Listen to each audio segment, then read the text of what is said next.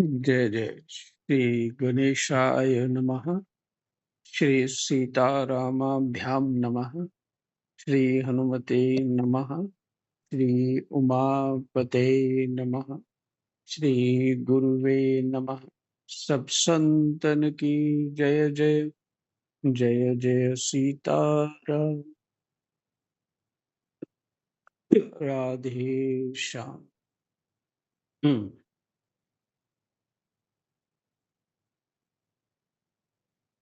नवम स्कंद है, 14वां अध्याय और पाठ होगा 19वें श्लोक से।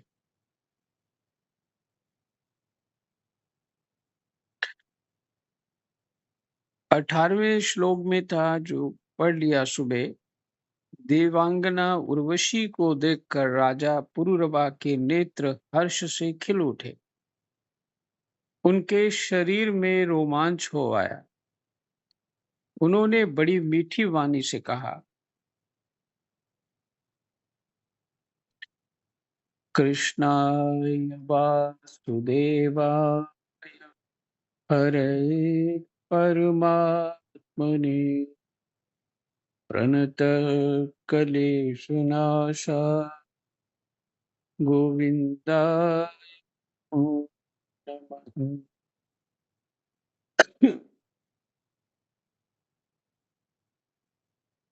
नमः। राजा पुरुरवा ने कहा, सुंदरी, तुम्हारा स्वागत है, बैठो। मैं तुम्हारी क्या सेवा करूं? तुम मेरे साथ विहार करो और हम दोनों का ये विहार अनंत काल तक चलता रहे।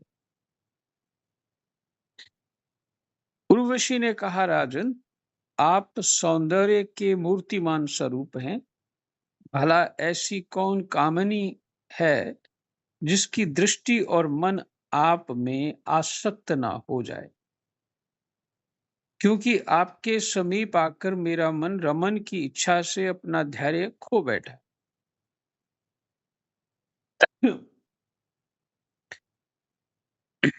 राजन, जो पुरुष रूप गुण आदि के कारण प्रशंसनीय होता है, वही स्त्रियों को अभीष्ट होता है। अतः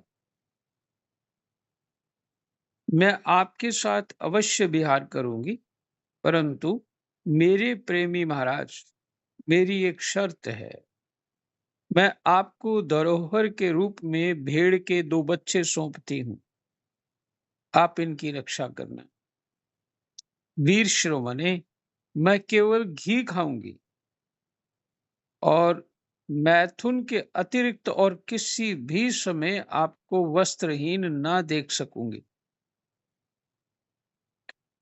परम मनस्वी पुरुरवा ने ठीक है ऐसा कहकर उसकी शर्त स्वीकार कर ली और फिर उर्वशी से कहा, तुम्हारा ये सौंदर्य अद्भुत है, तुम्हारा भाव अलौकिक है। ये तो सारी मनुष्य सृष्टि को मोहित करने वाला है। और देवी, कृपा करके तुम स्वयं यहाँ आई हो। फिर कौन ऐसा मनुष्य है जो तुम्हारा सेवन ना करेगा?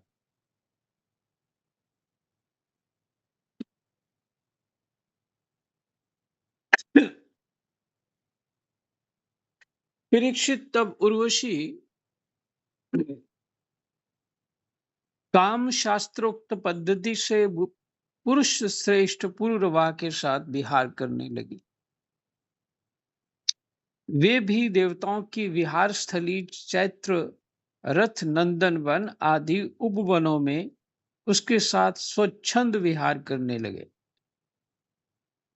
देवी उर्वशी के शरीर से कमल केसर की सी सुगंध निकला करती थी।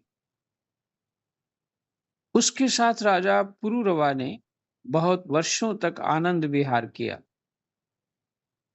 वे उसके मुख की सुरभि से अपनी शुद्ध बुद्ध खो बैठते थे।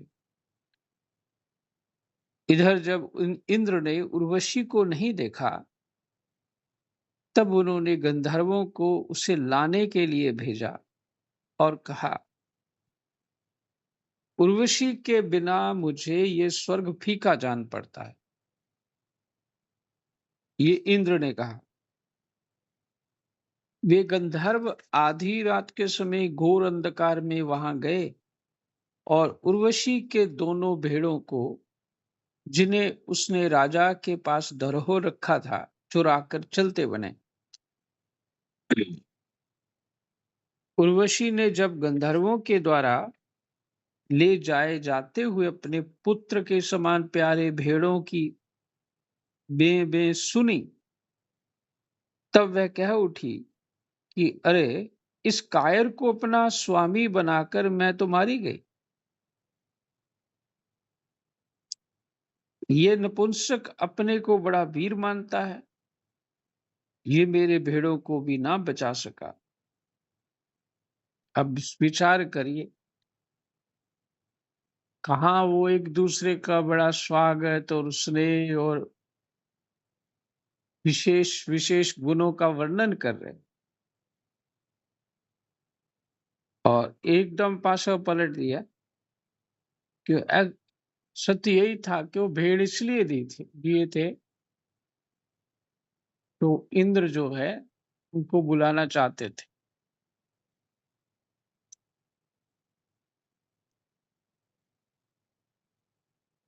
तो उर्वशी ने अपने जो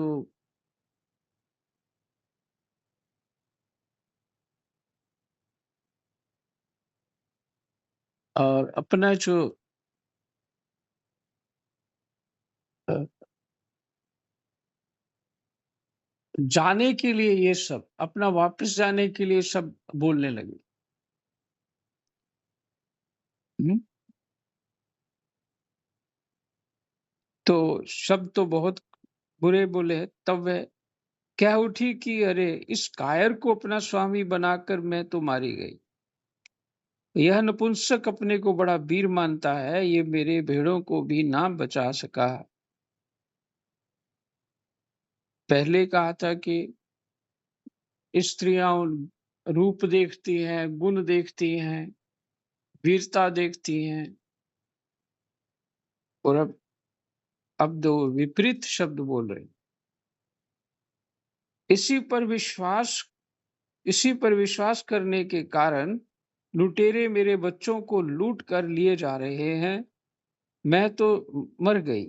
देखो तो सही, ये दिन में तो मर्द बनता है और रात में स्त्रियों की तरह डर कर सोया रहता है। सब बातें तो सब झूठी कह रही हैं। परीक्षित, जैसे कोई हाथी को अंकुश से बेध डाले, वैसे ही उर्वशी ने अपने वचन वाणों से राजा को बींद दिया। बिल्कुल सही। राजा पुरुरवा को बड़ा क्रोध आया और हाथ में तलवार लेकर वस्त्रहीन अवस्था में ही वे उस और दौड़ दौड़ पड़े।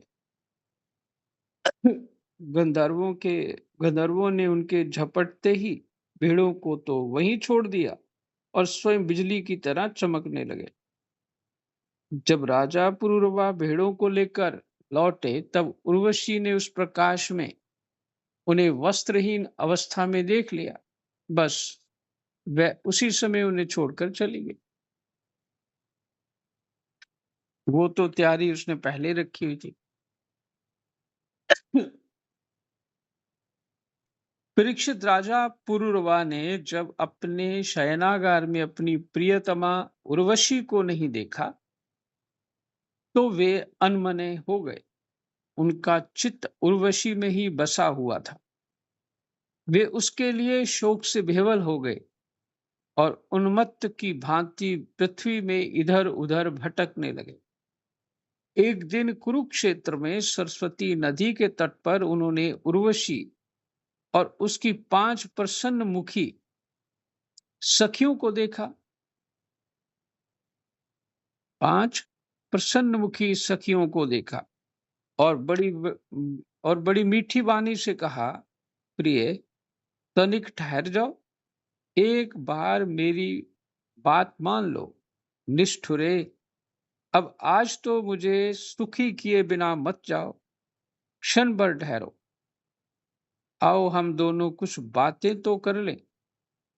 देवी, अब इस शरीर पर तुम्हारा कृपा प्रसाद नहीं रहा, इसी से तुमने इसे दूर फेंक दिया है। अतः मेरा ये सुंदर शरीर अभी ढेर हुआ जाता है और तुम्हारे देखते देखते इसे भेड़ी और गीध खा जाएंगे। उर्वशी ने कहा, राजन, तुम पुरुष हो, इस प्रकार मत मरो। देखो, सचमुच ये भेड़िए तुम्हें खा ना जाएं। स्त्रियों की किसी के साथ मित्रता नहीं हुआ करती, ये उर्वशी कह रही है। स्त्रियों का हृदय और भेड़ियों का हृदय बिल्कुल एक जैसा होता है। स्त्रियां निर्दय होती हैं, क्रूरता तो उनमें स्वाभाविक ही रहती है, तनिक सी बात में चिढ़ जाती हैं और अपने सुख के लिए बड़े बड़े साहस के काम कर बैठती हैं। थोड़े से स्वार्थ के लिए विश्वास दिलाकर अपने पति और भाई तक को मार डालती हैं। इनके हृदय में सौहार्द तो है ही नहीं। भोले भाले लोगों को झूठ मूठ का विश्वास दिलाकर फांस लेती हैं और नए नए पुरुष की चाह से उल्टा और स्वच्छंद चारणी बन जाती। तो फिर तुम धीरज धरो, तुम राजेश्वर हो, घबराओ मत। प्रति 1 वर्ष के बाद एक रात तुम मेरे साथ रहोगे, तब तुम्हारे और भी संतानें होंगी। राजा पुरुरवा ने देखा कि उर्वशी गर्भवती है, इसलिए वे अपनी राजधानी में लौट आए। 1 वर्ष के बाद फिर वहां गए। तब तक उर्वशी एक वीर पुत्र की माता हो चुकी थी। उर्वशी के मिलने से पुरुरवा को बड़ा सुख मिला और वे एक रात उसी के साथ रहे। प्रातःकाल जब वे विदा होने लगे, तब विरह के दुख से वे अत्यंत दीन हो गए।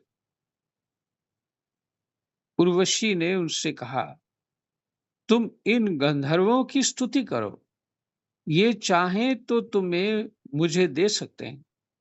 तब राजा पुरुरवा ने गंधर्वों की स्तुति की।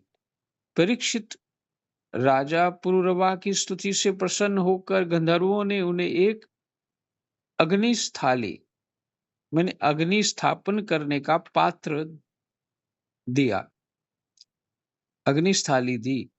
राजा ने समझा यही उर्वशी है, इसलिए उसको हृदय से लगाकर वे एक वन से दूसरे वन में घूमते रहे। जब उन्हें होश हुआ, तब वे स्थाली को वन में छोड़कर अपने महल में लौट आए। एक रात के समय उर्वशी का ध्यान करते रहे। राम राम। एवं रात के समय उर्वशी का ध्यान करते रहे। इस प्रकार जब त्रेता युग का प्रारंभ हुआ, तब उनके हृदय में तीनों वेद प्रकट हुए। राजा के हृदय में, पुरुरवा के हृदय में। फिर वे उस स्थान पर गए जहां उन्होंने वह अग्निस्थाली छोड़ी थी। अब उस स्थान पर शमी वृक्ष के गर्भ में एक पीपल का वृक्ष उग आया था।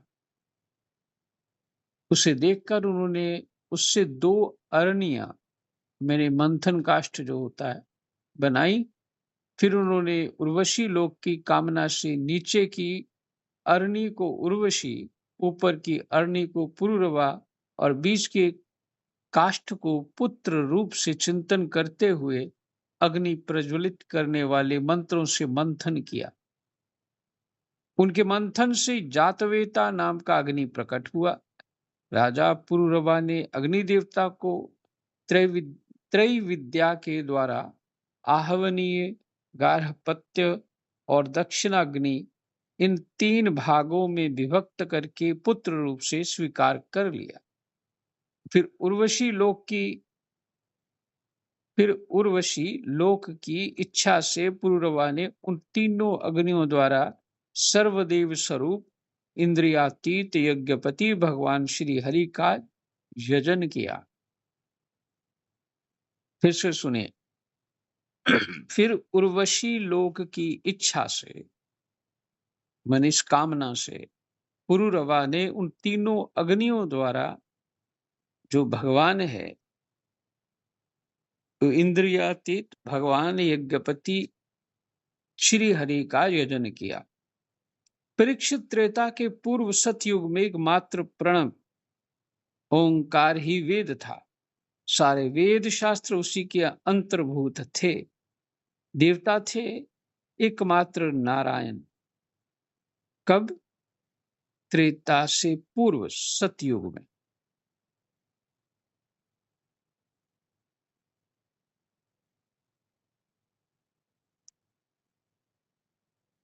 देवता थे एकमात्र नारायण और कोई ना था।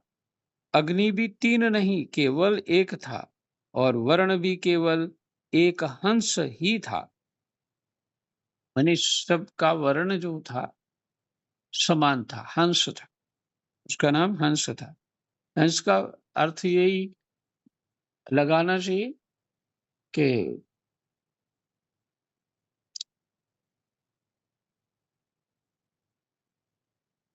जिसको जड़ चेतन का विवेक होता है, ज्ञान अज्ञान का विवेक होता है,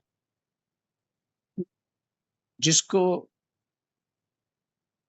इस जगत में किसको पकड़ना है और किसको छोड़ना है, अर्थात परमात्मा को ही पकड़ना है और जगत में चित्त नहीं लगाना है। क्रियाएं तो सब करनी है, हम्म? और परंतु हृदय में भगवान को रखना है। तो उस ये सब स्थिति जो ऐसी मानसिकता वाले हंस होते हैं। हंस क्या करते हैं? दूध और पानी मिला दो, मिक्स कर दो तो पानी तो वो हो गया मिलावट वाला। पर हंस के पास ऐसा उसके चोंच में यंत्र है कि वो दूध दूध पी लेता है और पानी पानी छोड़ देता है पीते पीते। बिल्कुल ऐसी जो वृत्ति से संसार में रहता है, हंस वृत्ति से, उसको हंस कहा जाता है। इसलिए आप देखिए लिखा होता है परमहंस फलाना आचार्य, नाम जो भी लिखा रहता है, वो हंस का मतलब यही है कि जो जीवन में करना चाहिए उसको, उस स्थिति में वो जीव आ चुका है। तो पहले सब त्रेता से पहले सभी हंस स्थिति में थे और ओंकार ही प्रणव ही वेद था। अच्छा आगे चलते हैं। परीक्षित त्रेता के प्रारंभ में पुरुरवास से ही वेद त्रयी और अग्नि त्रयी का आविर्भाव हुआ। त्रेता के प्रारंभ में माने सतयुग गया और त्रेता आया। सतयुग के बाद द्वापर आना था, तो वो अ, किसी ऋषि के कारण ऐसा हुआ। पहले त्रेता आया, फिर द्वापर आया, फिर कलयुग।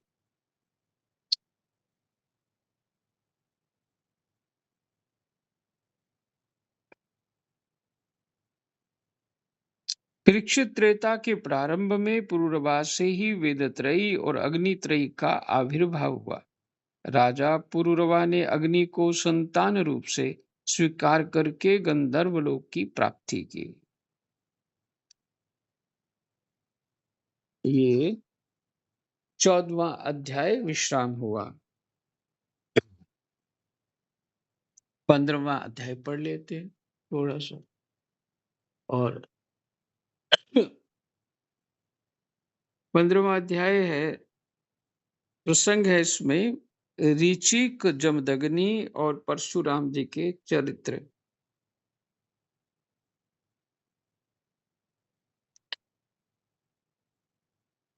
देखिए 2 शब्द है, इतिहास, पुराण, है ना? माने कथा सत्य है, असत्य नहीं है। इसका यही अर्थ होता है, पुराण, इतिहास। हुँ, जो इसके मर्मज्ञ हैं, वो महापुरुष वही बताते हैं कि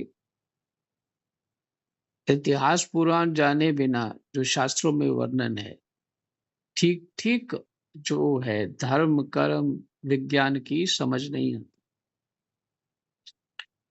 क्योंकि उनके उनका ही चरित्र है जिनके जीवन में कुछ ऐसा घटा है, उच्च स्तर के लोग हैं, तो उन्हीं उन्हीं का चरित्र ऋषियों ने दिया है। श्री श अच्छा, प्रसंग है ऋचिक, जमदग्नि और परशुराम का चरित्र। श्री सुखदेव जी कहते हैं, परीक्षित, उर्वशी के गर्भ से पुरुरवा के 6 पुत्र हुए। आयुष, श्रुतायु, सत्यायु, रय, विजय और जय। श्रुतायु का पुत्र था वसुमान, शतायु का श्रुतंजय, रय का एक और जय का अमित। रय का एक एक नाम था उसका, और जय का अमित। विजय का भीम, भीम का कांचन, कांचन का होत्र और होत्र का पुत्र था जहनु। ये जहनु वही थे जो गंगा जी को अपनी अंजलि में लेकर पी गए थे।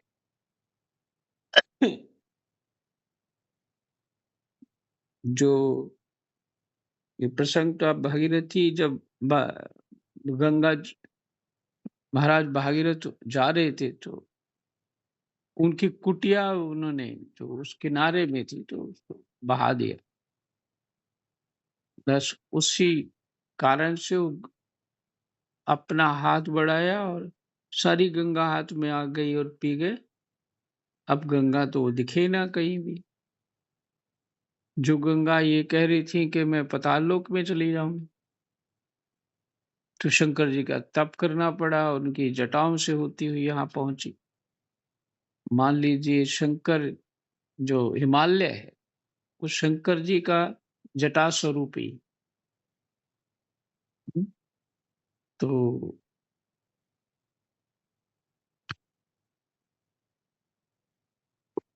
और पूरी पृथ्वी ही शंकर है।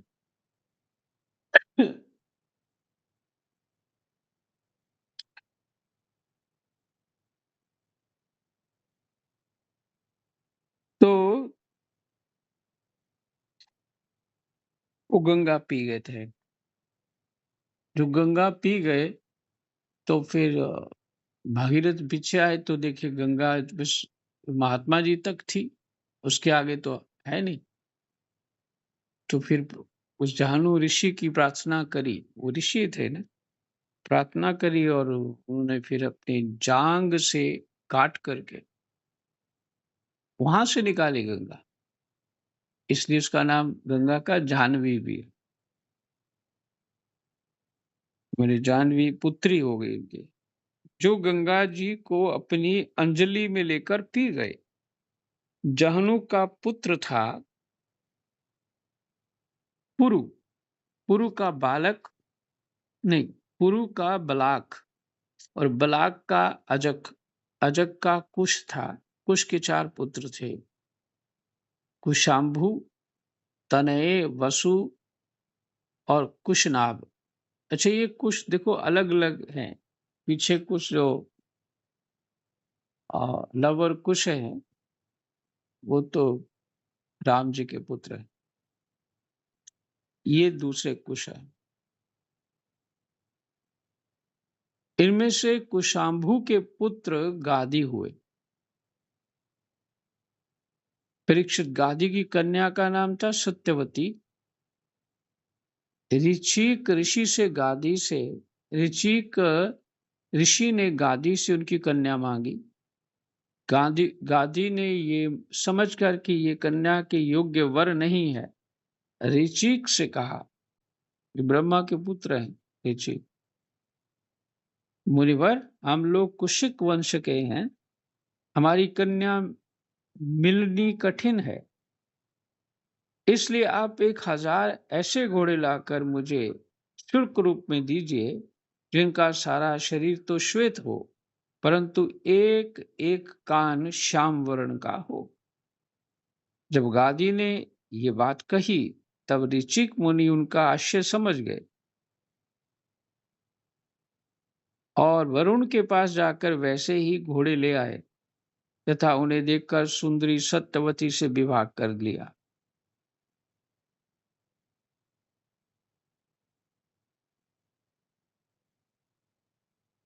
एक तो शांतनु की पत्नी थी सत्यवती, हम्म, और ये दूसरी सत्यवती। एक बार महर्षि ऋचिक से उनकी पत्नी और सास दोनों ने ही पुत्र प्राप्ति के लिए प्रार्थना की। हाँ, ये कथा फिर आगे। एक बार महर्षि ऋचिक ने उनकी पत्नी और सास दोनों ने ही पुत्र प्राप्ति के लिए प्रार्थना की। महर्षि ऋचिक ने उनकी प्रार्थना स्वीकार करके दोनों के लिए अलग-अलग मंत्रों से चरु पकाया और स्नान करने के लिए चले गए।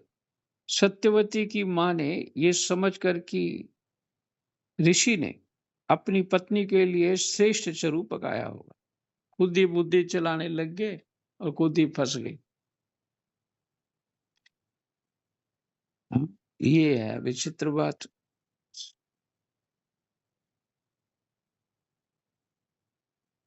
वैसे जीव ऐसा ही करता है, स्वभाव है वैसे जीव का।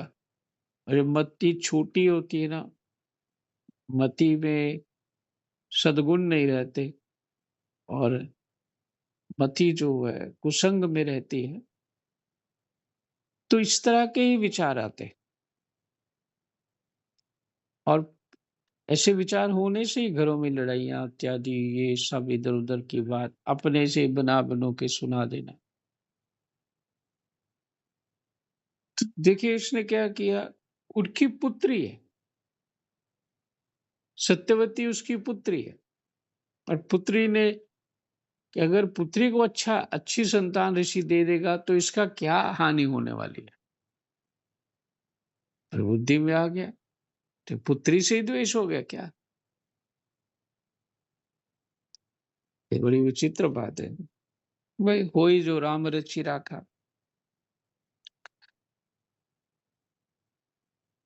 तो क्या हुआ, जब ऋषिक मुनि को इस बात का पता चला, तब उन्होंने अपनी पत्नी सत्यवती से कहा कि तुमने बड़ा अनर्थ कर डाला। अब तुम्हारा पुत्र तो लोगों को दंड देने वाला घोर प्रकृति का होगा और तुम्हारा भाई होगा एक श्रेष्ठ ब्रह्मवेता, क्योंकि ये क्षत्रिय की पुत्री है। जो ऊपर आपने गादी की पुत्री है ना, तो क्षत्रिय है। और जो ऋषि का पुत्र होना चाहिए वो तो होना चाहिए ब्रह्मवेता, और जो गाधी की संतान होनी चाहिए, और वो जो बोला लोगों को दंड देने वाला होना चाहिए, घोर प्रकृति का होना चाहिए। तो ये उल्टा हो गया।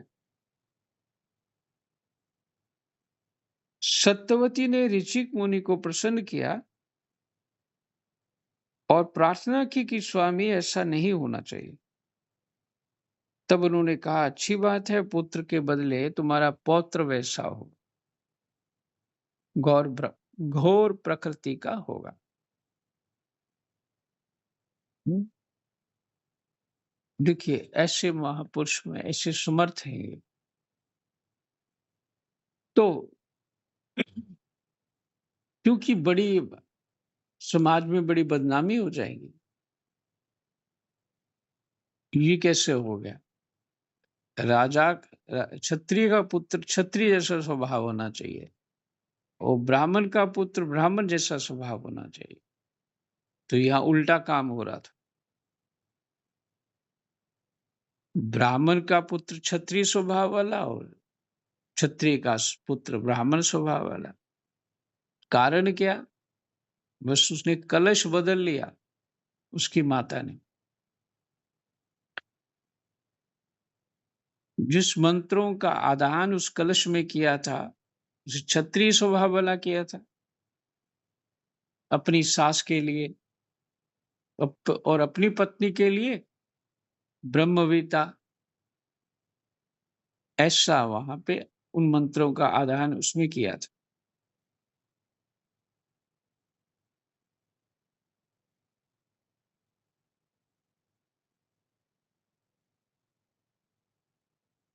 समय पर सत्यवती के गर्भ से जमदग्नि का जन्म हुआ। सत्यवती समस्त लोगों को पवित्र करने वाली परम पुण्यमयी कौशिकी नदी बन गई। रेणु ऋषि की कन्या थी रेणुका। जमदग्नि ने उसका पानी ग्रहण किया। रेणुका के गर्भ से जमदग्नि ऋषि के वसुमान आदि कई पुत्र हुए। उनमें सबसे छोटे परशुराम जी थे।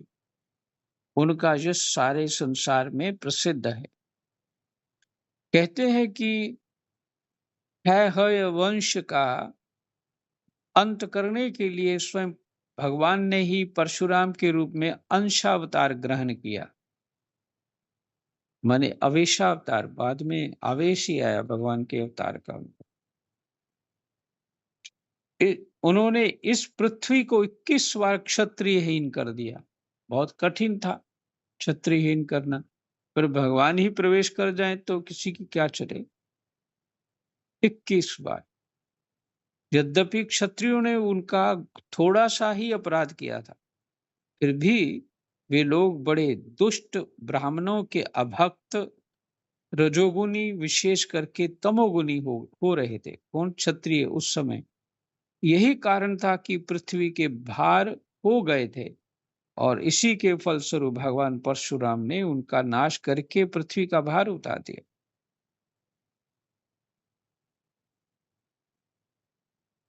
राजा परीक्षित ने पूछा, भगवान अवश्य ही उस समय के क्षत्रिय विषय लोलुप हो गए थे, परंतु उन्होंने परशुराम जी का ऐसा कौन सा अपराध कर दिया जिसके कारण उन्होंने बार बार क्षत्रियों के वंश का संहार किया।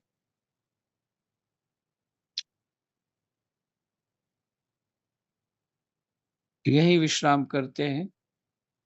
आगे का कथा तो आप सब जानते हैं। वो जमदग्नि जो थे रेणुका के पति, उनके पास एक गाय थी। वो प्रसंग आपने सुना है। पूरी सेना को उस गाय ने पूरी सेना को हर तरह का खाना दे दिया और उनके पशुओं को भी दे दिया। इसे कामधेनु गाय है, वैसी कुछ गाय थी। और फिर वो जो सहस्त्रबाहु था, वो चाहता था कि ये गाय राजा के पास होनी चाहिए, फकीरों के पास ऐसी गाय क्यों हो? भजन करने वालों को ऐसी क्या जरूरत है ऐसी गाय? तो मांगी, नहीं दी, और बाद में जब नहीं दी तो उनको मार दिया। परशुराम को पता लगा और उन्होंने प्रतिज्ञा कर ली कि मेरी माँ ने 21 बार अपनी छाती को पीटा मेरा नाम लेके। तो उस समय देख देख रही थी कि उनके पति को मार दिया, तो वो छाती पीट पीट करके चिल्लाने लगी, हे परशुराम, हे परशुराम, हे परशुराम। 21 बार।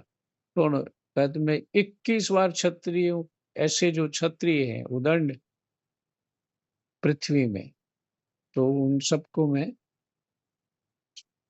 21 बार पृथ्वी क्षत्रियहीन कर दूंगा, ये प्रतिज्ञा ले ले।